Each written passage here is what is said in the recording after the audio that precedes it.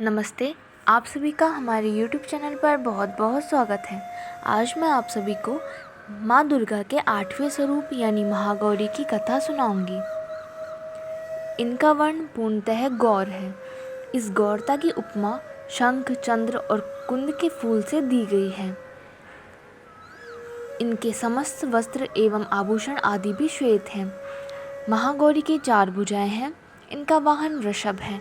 इनके ऊपर के दाहिने हाथ में अभय मुद्रा और नीचे वाले दाहिने हाथ में त्रिशूल है। ऊपर वाले बाएं हाथ में डमरू और नीचे के बाएं हाथ में वर मुद्रा है। इनकी मुद्रा अत्यंत शांत है। यही महागौरी देवताओं की प्रार्थना पर हिमालय की श्रृंखला में शाकंभरी के नाम से प्रकट हुई थी। अब मैं आपको महागौरी जी की कथा सुनाती हूँ।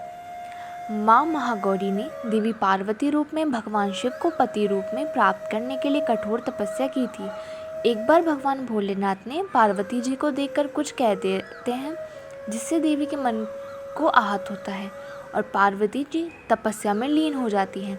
इस प्रकार वर्षों तक कठोर तपस्या करने पर जब पार्वती जी नहीं आती तो पार्वती जी को खोजते हुए भगवान शिव उनके पास पहुँचते हैं। वहाँ पहुँचते हैं तो वहाँ पार्वती को देखकर आश्चर्यचकित रह जाते हैं। पार्वती जी का रंग अत्यंत ओजपूर्ण हो जाता है। उनकी छटा चांदनी के समान श्वेत और कुंद के फूल के समान धवल दिखाई पड़ती है। उनके वस्त्र और आभूषण से प्रसन्न होकर देवी उमा को गौर वर्ण का वरदान दे देते हैं। एक कथा के अनुसार भगवान शिव को पति रूप में पाने के लिए देवी ने कठोर तपस्या की थी जिससे इनका शरीर काला पड़ गया था।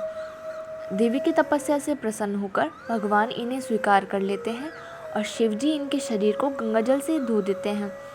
तब देवी विद्युत के समान अत्यंत कांतिमान गौर वर्ण की हो जाती हैं और तभी से इनका नाम गौरी पड़ा। महागौरी रूप में देवी करुणामयी, स्नेहमयी, शांत और मृदुल दिखती हैं। देवी के इस रूप की प्रार्थना करते हुए देव और ऋषिगण नतमस्तक हो जाते हैं। महागौरी जी से संबंधित एक अन्य कथा भी प्रचलित है जिसके अनुसार एक सिंह काफ़ी भूखा था। वह भोजन की तलाश में वहाँ पहुँचा जहाँ देवी उमा तपस्या कर रही होती हैं। देवी को देखकर सिंह की भूख बढ़ गई परंतु वह देवी की तपस्या से उठने का इंतज़ार करते हुए वहीं बैठ गया। इस इंतज़ार में वह काफ़ी कमज़ोर भी हो गया। देवी जब तब से उठी तो सिंह की दशा देखकर उन्हें उस पर बहुत दया आती है और माँ उसे अपना सवारी बना लेती है क्योंकि एक प्रकार से उसने भी तपस्या की थी। इसलिए देवी गौरी का वाहन बैल और सिंह दोनों ही है। एक अन्य कथा के अनुसार दुर्गम दानव के अत्याचारों से संतप्त जब देवता भगवती शाकंभरी की शरण में आए तब माता ने त्रिलोकी को मुग्ध करने वाले महागौरी रूप का प्रादुर्भाव किया। यही माता महागौरी आसन लगाकर शिवालिक पर्वत के शिखर पर विराजमान हुई और शाकंभरी देवी के नाम से उक्त पर्वत पर उनका मंदिर बना हुआ है। यह वही स्थान है जहाँ देवी शाकंभरी ने महागौरी का रूप धारण किया था। धन्यवाद। इस वीडियो में बस इतना ही। तो प्लीज़ हमारी वीडियोस को लाइक कीजिए, शेयर कीजिए और हमारे चैनल को सब्सक्राइब कीजिए और बेल आइकन दबा लीजिए जिससे आगे आने वाली वीडियोस की आपको नोटिफिकेशन मिलती रहे।